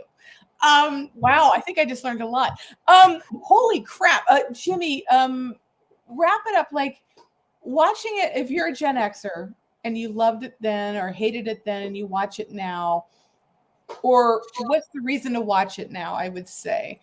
Yeah, I think it does help if you actually are a Gen Xer, because you have a special connection with the touchstones and the moment that this was made in, which I think matters. All that context matters, because there are some really offensive lines in this, like when he says, "You slept your way to be valedictorian. We got to, get a woman to sleep with you." The R word. And then It's so the AIDS hysteria also feels very of the 90s. So Yeah. It makes Generation X. This movie, it makes Generation X look as horrible as any millennial has described it. By the way, Just Can a I just- good case. I just put like a parentheses. We started this show by saying Donald Trump won because Gen X voted for him. You're welcome. Thank you for bringing it full circle. But Yeah, I appreciate you for saying that, and that's a horrible thing to admit, but it's true. No, but It's it's fucking true, true. and we none of us on this call represent that, and we resent it. But Jimmy, like, here's the thing. Like okay, so my parents in their era would have watched, was it Bob, Ted, Carol, and Alice, right? Everyone's in bed together and the hippie. I love that movie. Fabulous film. They do S, which now would be taught by Marion Williamson, who's a Correct. fucking piece of shit. Yeah, But, where's what my- are you gonna do? Where's my like crystal child? Did I say girlfriend? So it's like, but psychic forces. psychic forces. But the thing that's interesting about that, like, again, Bob, Ted, Carol, and Alice, I think is actually, it's Paul Mazursky, who's is a genius. And if you don't know who Paul Mazursky is, everyone Google and watch his films because they're awesome. But like, that film is of its moment. Easy One Rider. of the producers of Police Academy, right? Yeah, tragically. Or set, yes. It's right there. There's a shot. But I would also Can't see argue, it. but I would also argue Easy Rider of its time. But I think Easy Rider actually holds up, because if you want to, we none of us were alive when that film came out, but if you want to have a proximity of like, what did it feel like, that movie touched a generation and still holds up. And if you care about film, if you care about history, I think like the Mazursky film that we're talking about, I think Reality Bites, and I'm not elevating it to Easy Rider or Bob, Ted, Carol, and Alice. What I'm saying though is, in a way, what's weird for all of us who saw this in the theater for the first time 30 years ago, okay, is that it's now a period piece that is a reflection of a generation graduating from college. Are you going to sell out? Are you going to hold out? And we are now living, thanks to yesterday, in a world where generations said we've sold out. So the answer, But they think they're being anti-establishment. That's what's so fucked up. and that's why Gen X is complicated. This film is not complicated because it was put through the universal filter. So Mhm. I would say watch Richard Linklater's Slacker for indie goodness, and then watch Reality Bites, prompted by that 3 years later. And that, if you were not alive then, if you watch those two films, you'd have a glimpse of what it could have been, right? And there's that. And now we were old enough to watch that when we were too young to know what we were saying. So it's interesting to bring it all together. And let's not forget that with Linklater's Slacker, which is why I'm Tracy Slacker tonight, right? It's basically Linklater doing Laurent, where it's one character meets another character, meets another character, meets another character, meets another character, and we call it back, it's Madonna's pap smear, boom, boom, boom, boom, bah.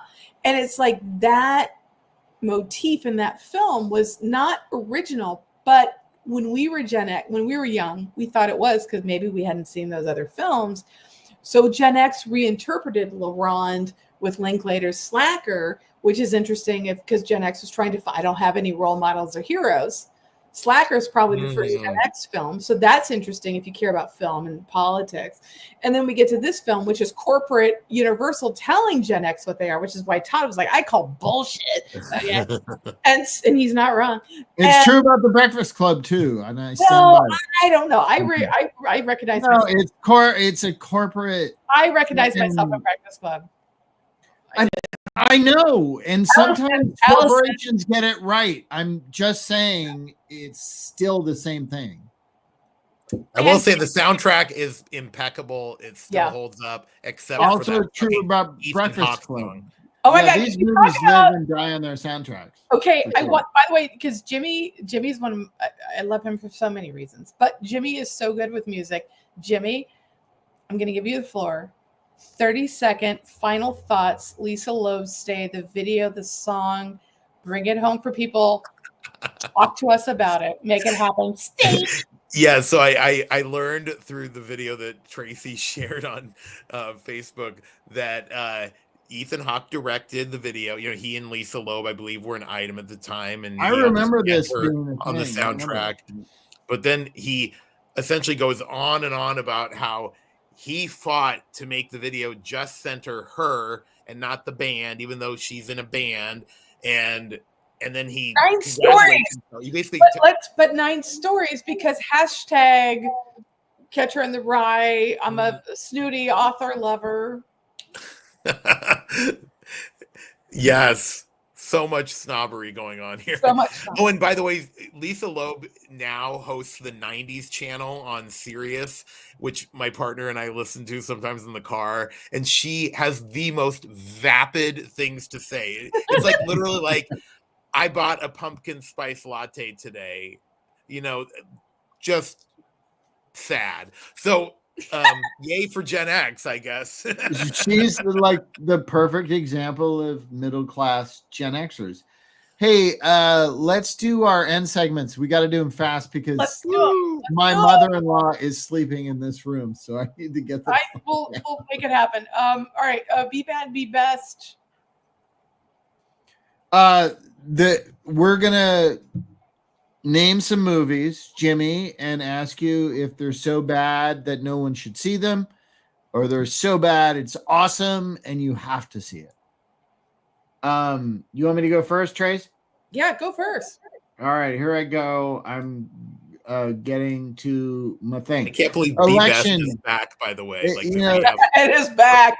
oh my It's the god. day after an election where we realize that the majority of the country is fascist. And I want to, ask about this political film called Black Sheep with Chris Farley and David Spade and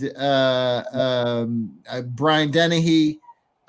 It's for me, it's so stupid. It's fun, but I don't know. Is it Be Bad or Be Best? Jimmy, Be Bad or Be Best? You know, I have to say Be Bad. I that kind of humor just grates on me. I appreciate Chris Farley's audacity. I got to interview him on the set of Wayne's World 2 as a college student at Pepperdine, and he was a very awkward person, except when the camera's on, and then it's like he gets caffeinated and is just screaming. So, for what it's worth, I have not seen this movie, but I think it would be bad in my. So Jimmy says don't see it. What about you, Tracy? I have a true admission. I actually saw this on a really bad date. I hated the film and I wasn't so into the dude. And I thought, you took me to this movie. You're kind of I think a closeted Republican. And no. this film was terrible. So my memory was like, to be fair, I can't remember much about it because I never thought it was funny. But to Jimmy's point, he and my humor, Farley, I really respect. I didn't like this movie, and I'm scarred by the bad date. So Be Bad. It sounds like it's a terrible experience for everybody. Yeah. So that's a Be Bad. What's yours, Tracy? All right. So I was trying to stick on theme because I know Jimmy is a better writer than I, and he loves a theme. So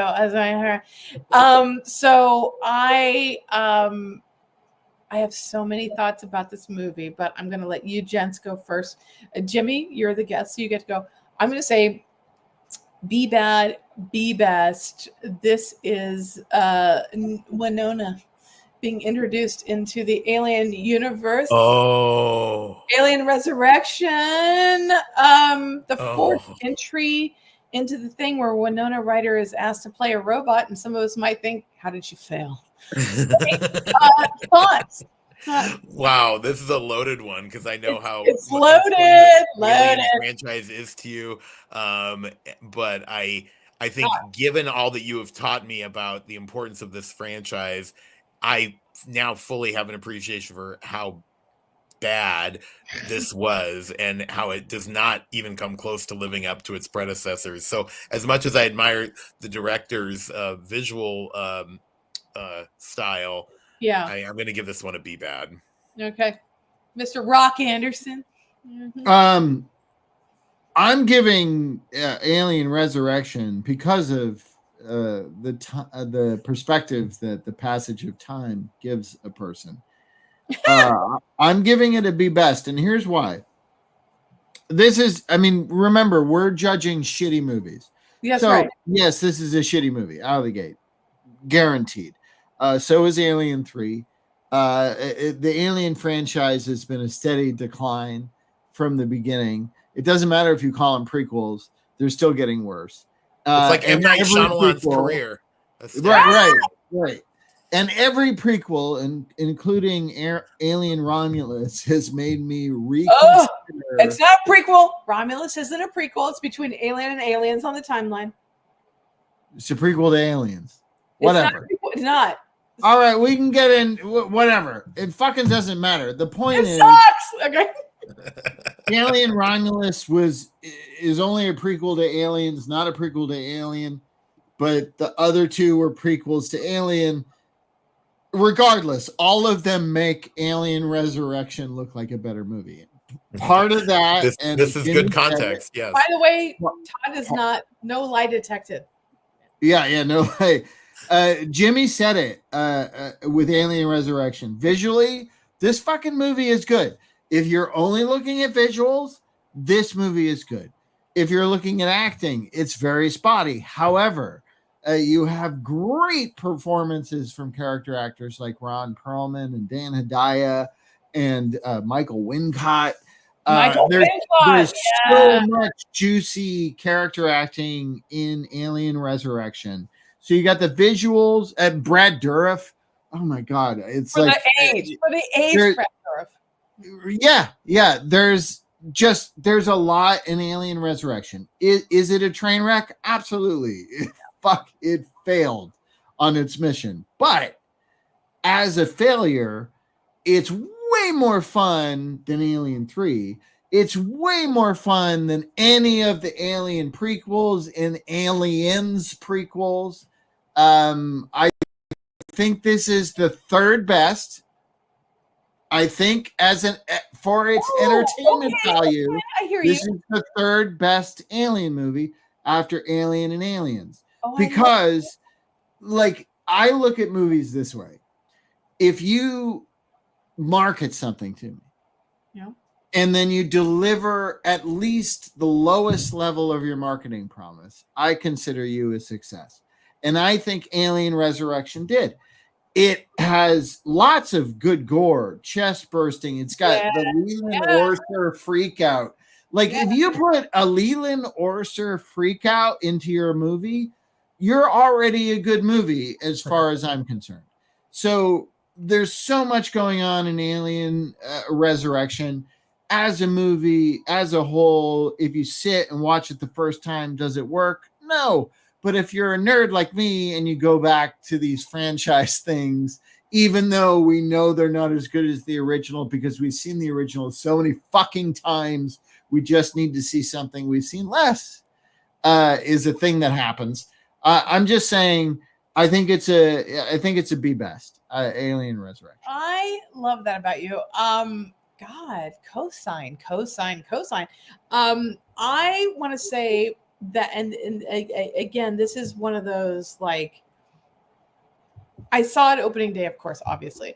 And I remember standing in line with Tony, who Jimmy knows, my college boyfriend, and we went to go see it at the Anito, which is the big then in 90 was the biggest screen in Southern California and Newport Beach. And we were standing out, and there was a gal who was wearing like a fur coat. I was like, why are you wearing a fur coat? We're in Orange County.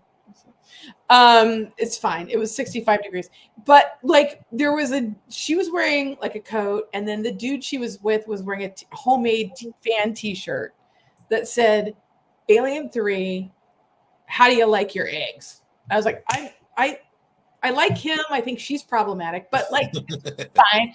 And so that I went in thinking whatever, but like this director, literally Frenchie, Delicatessen, City of Lost Children, amazing filmmaker. So he had done 2 great films before, and then he brought in, usually with the Alien franchise, Ridley Scott did The Duelist. Alien was the second film, right? Jim Cameron done Terminator, not really. Prior to the spawning, he was fired 2 weeks in, but let's pretend Terminator was the first, Aliens was the second. So Jean-Pierre Jeunet, he does, Alien Resurrection, the 4th installment, and it's not great. I think it looks better every time, Romulus comes out, or Ridley Scott does a prequel, Covenant, Prometheus looking at you. But what I come back to Alien Resurrection, which is why I'm kind of doing a lift and whatever. Like Sigourney's really great, but I wanted to spotlight it because Jimmy brought us Reality Bites tonight, and Winona, because I remember the interviews at the time, said she loved Alien because why wouldn't you? If you're a Gen X girl, you watch Alien, you're like, fuck yeah, Sigourney Weaver for the win. And she just said she liked Alien. She never really did. No, I don't think she ever saw Alien. No, I actually no. I have a couple interviews that I might have cut out, but she literally was like, "Oh my god!" Like Sigourney was on my wall. I wanted to do the thing, and so she plays an android called Call the Android, and not so good. But there's this weird thing because life is different. So watch like Reality Bites coming back to it older. Sigourney is definitely screwing with hot Winona in the moment. There's so much sapphic weirdness between Sigourney and Winona in Alien Resurrection. You're like, that's weird and awesome in a studio film back in the day. Also, there's a moment that I think gives us permission structure, to borrow, a Michael Steele term, to like Alien Resurrection, where, and this is the scene in the script that Sigourney signed on to, plus the 12 million, probably. What she goes into the inner cave and she sees all the other versions of Ripley because the corporation has brought her back against her will. And Ripley 8 is the one that takes. And Sigourney plays it, and they write it like Plato's Republic in terms of theirs is the cave. So Ripley in the cave with the shadows of Plato's Republic. And that one scene alone, the way Sig plays it, you're like, okay, this is a little snobby.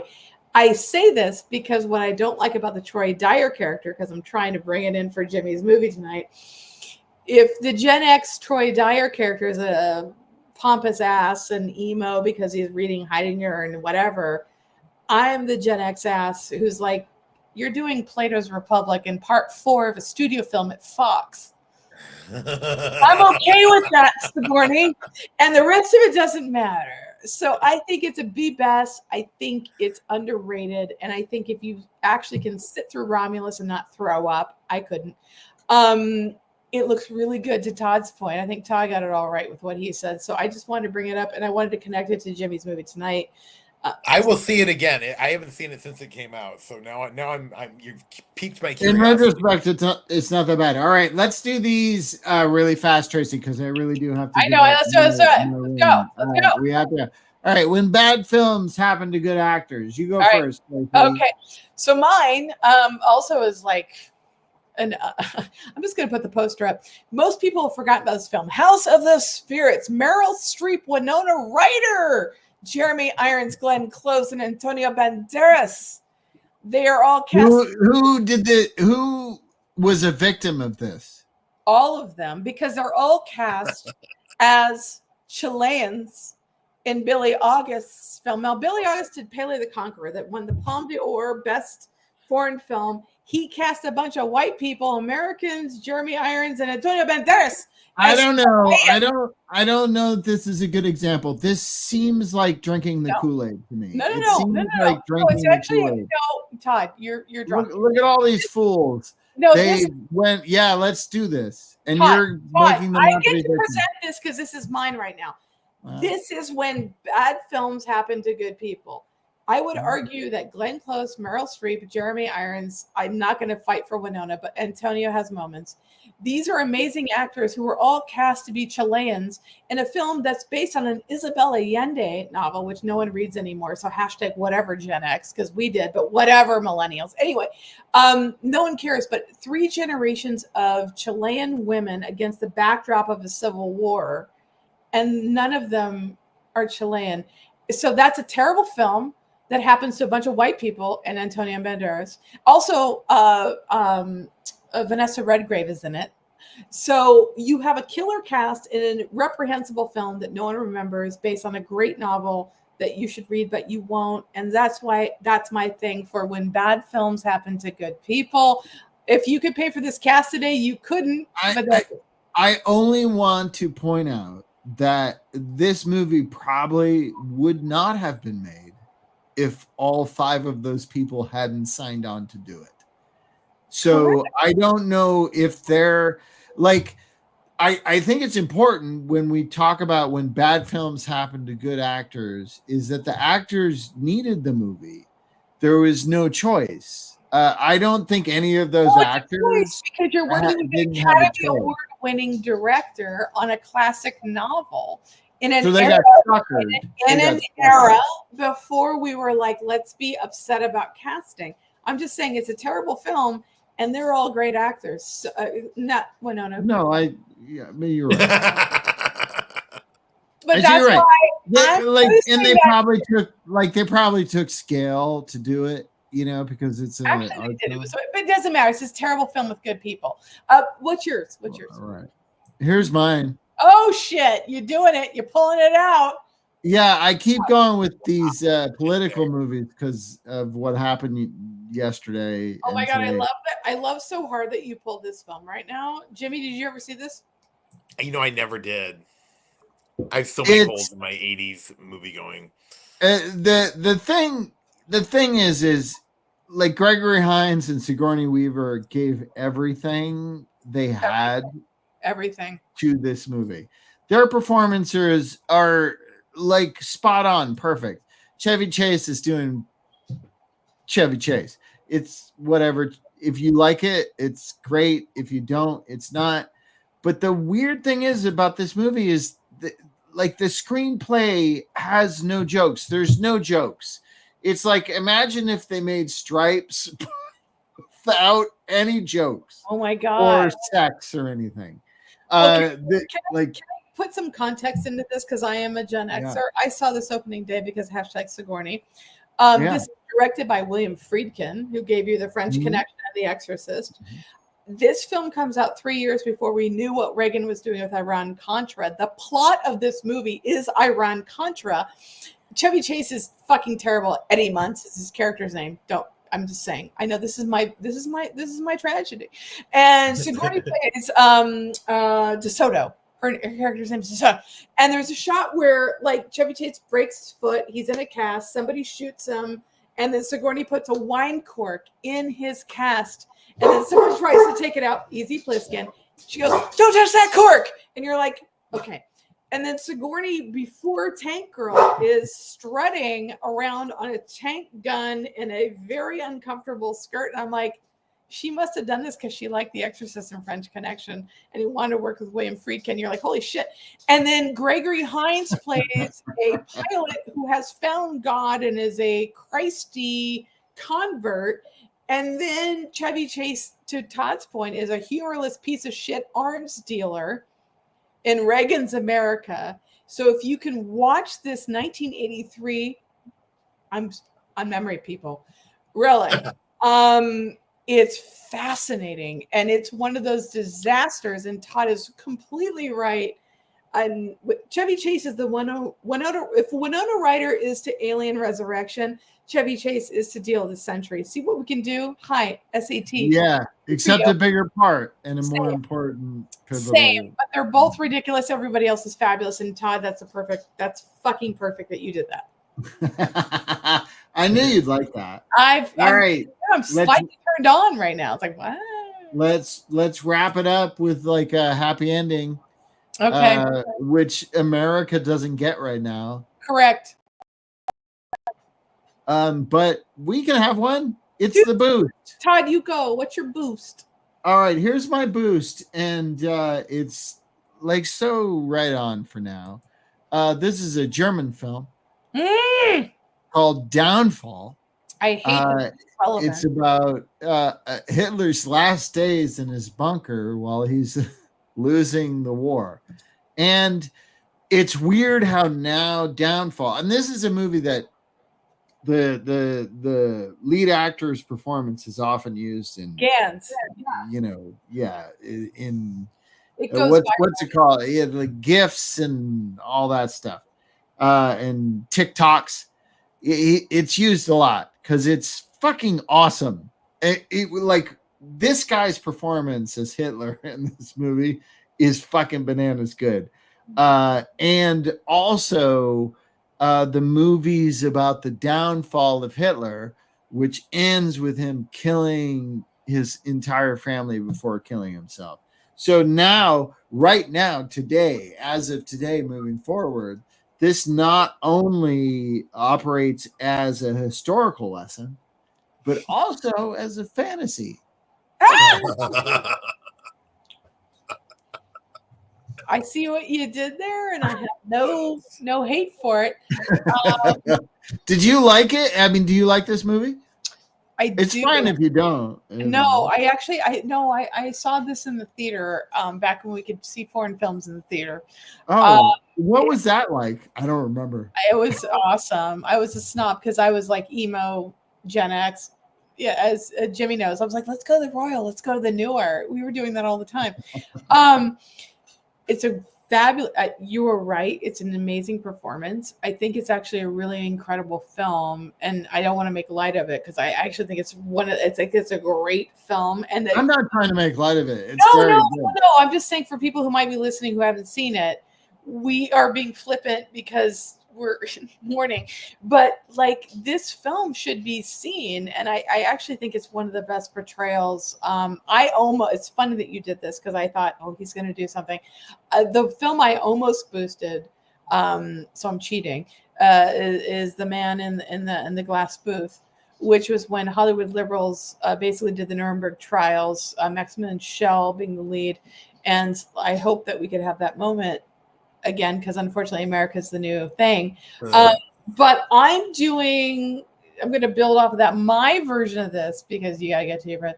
I think we probably all saw this. I think Jimmy, I don't want to speak for Jimmy, so you need to let me know if I'm wrong, but one of the things I loved about the Bill Clinton era was that we were still playful, we still felt good about ourselves, and when we talked about political films, we did things like, this film, which I want to boost, The American President, the best rom-com ever. I would say The American President and Dave are Clinton era films. W gets in and we're like rendition.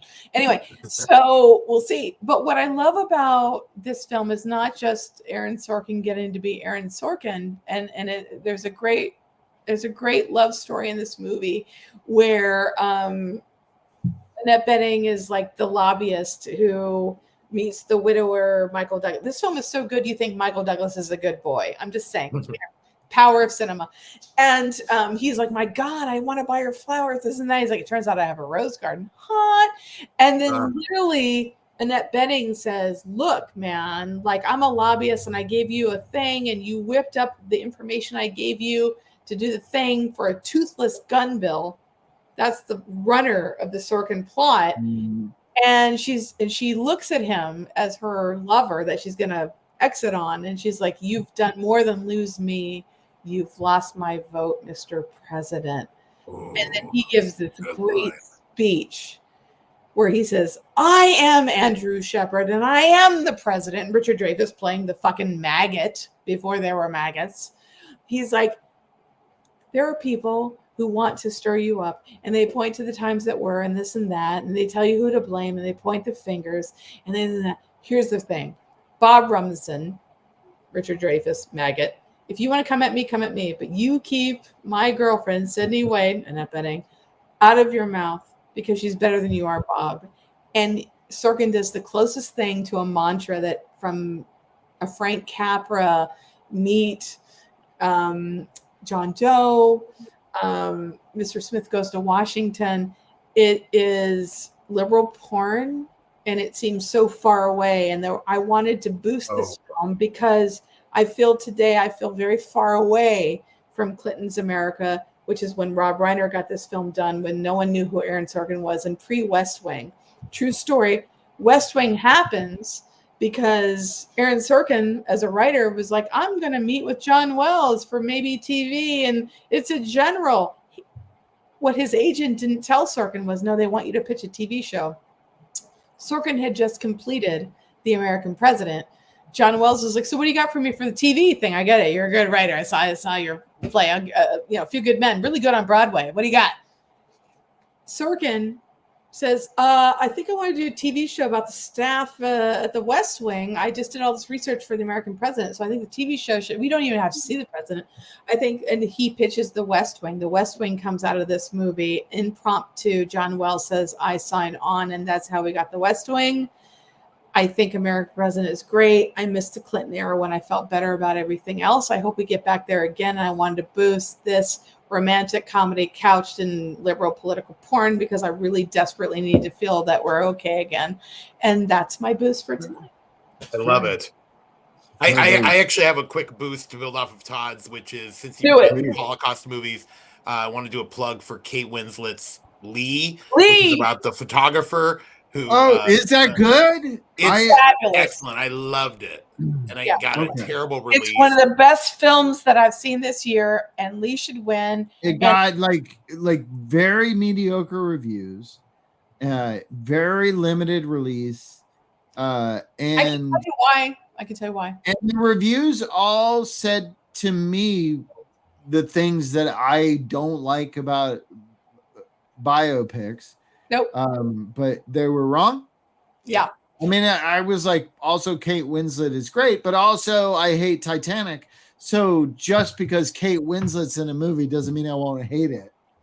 Wow. It doesn't matter how good she is. I will take your Titanic and read Heavenly Creatures many years before. I want to co-sign what Jimmy just said. Kim and I just watched Lee a couple weeks ago.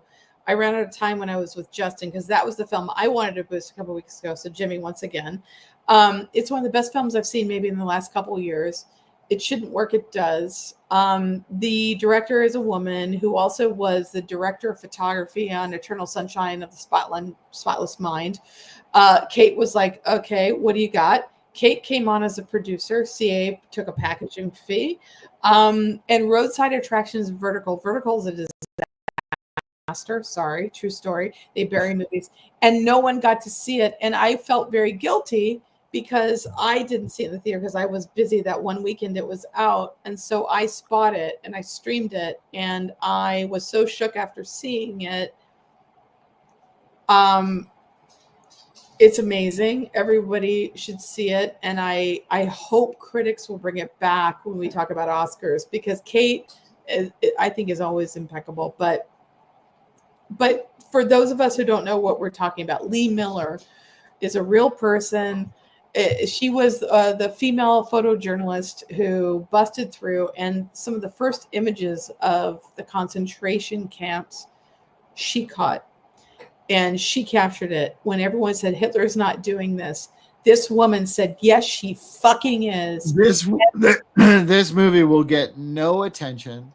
But at this year's Oscars. It doesn't matter. It won't. It doesn't matter. We are on my favorite shitty movie, and I want to boost the best. Yeah, no, I know that, and I understand that.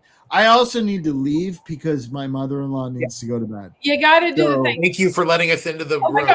Thank you, Jimmy. thank you for Happy being to be here here once on again. a Thank day where I you. can't even process what's to come. But thank you for being here. Thank you for Thank being you both for getting my mind off of my all the most things. amazing friend from college. Thanks for bringing this movie. It was Jimmy amazing. is the best. He is. Reality does bite. Come back. It does. Everybody, No way be around it. kind to each other. Okay. Love you. Love All right. everybody. Peace out.